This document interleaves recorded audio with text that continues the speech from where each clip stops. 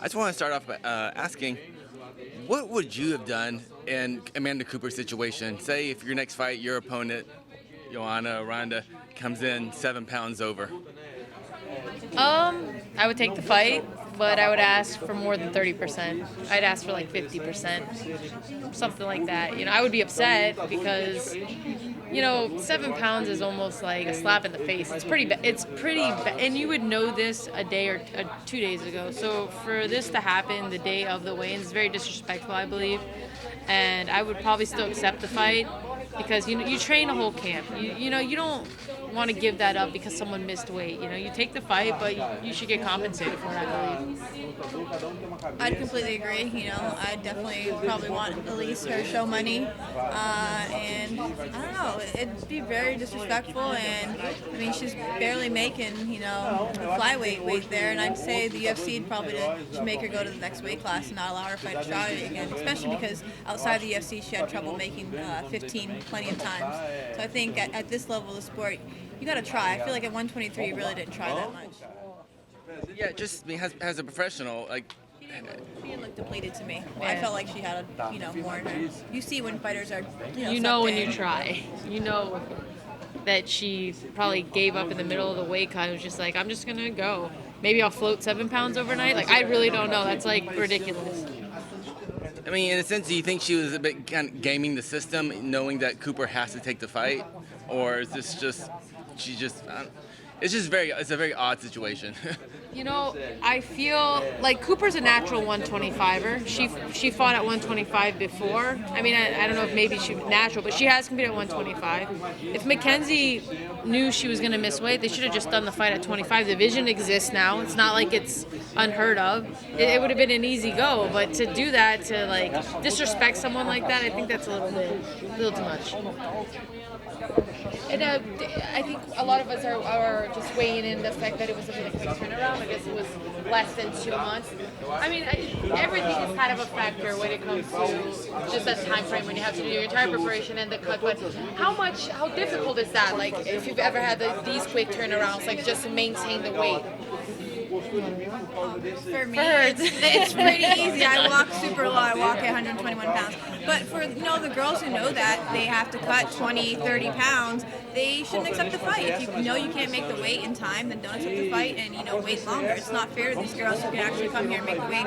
And I know Amanda Cooper cuts a lot of weight herself, so she worked hard to get down to 116. It didn't come easy, so it shouldn't be given to what's her name? Mackenzie. It shouldn't be given to Mackenzie to be allowed to weigh in that much over. And for me, I didn't even think the commission allowed you to be that far apart in weight. I mean, but at the end of the day, I'd take the fight and I'd want to go in there and still smash her even more. Yeah. I mean, I've had a quick turnaround at 125. I fought 10 days apart. And, I just managed myself knowing that I was fighting 10 days apart. I've turned down fights at 115 before knowing I didn't have enough time to make 115. So it's not something that, she was aware of the fight a while ago and she knew she wanted a quick turnaround. So there really is no excuse. I've made 115 from 140 on 4-week notice. So it's whether you try or you don't try. I wouldn't accept the fight if I knew I couldn't do it. And I've done it before in my natural weight class on a 10-day turnaround. So there's really no excuse. None. What does this situation say about for you about Mackenzie as a fighter? She's a newcomer in the UFC. She has a lot of hype. Do you buy this hype, or do you girls think that this kind of situations tells the story? I don't think her weight cut thing has to do anything with the degree at which I think she is as a fighter. I think she's a great jiu-jitsu athlete. As an MMA fighter, do I think she's at the top of the roster? Not at all. I think once she hits some real competition, her hype will go away. And I think that happens with a lot of the girls, that they, hype right away. Castillo, that happened with her until she fought some real good competition. She went away. Paige as well. But, they like names. It's about entertaining people. And unfortunately, those who might have the talent, it sometimes go unnoticed because they don't have that hype behind them or, that background. But like I said, I think she's a great jiu-jitsu person. I think hopefully they'll allow her to work her way up in the rankings, but I don't think she's anywhere near the top.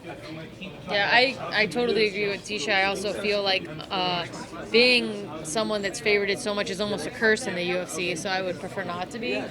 But, you know, they need a star, you know. They're losing their stars every here and there. You know, Connor's not there anymore. Ronda's not there anymore. They need someone or something to, like, you know, and they thought maybe it was in this girl, and it could be, but let her prove it, you know. Don't just throw her in there and be like, she's this, and put her on a main card pay-per-view, her second fight, you know, when her last fight wasn't that beautiful, you know, like, so to me, like, I'm not jealous. I know it's an entertainment sport. I know very well how the sport works, especially being Amanda's girlfriend. I know how she's been treated, so it's no surprise to me, you know, but it is what it is. Good for her, but hopefully she fixes things here to live up to the hype. Changing subjects a bit. Just this dynamic is really interesting right here. Just, I mean, is this just because of the situation, or like you know, you're going to be cornering against each other? Your significant others are fighting at the highest level for the belt tomorrow. When does that, you know, angry, like, you know, we have to win type of kind of come out of you? Because right now, you guys are taking pictures together, hanging out, and that's just not very rarely seen in this sport.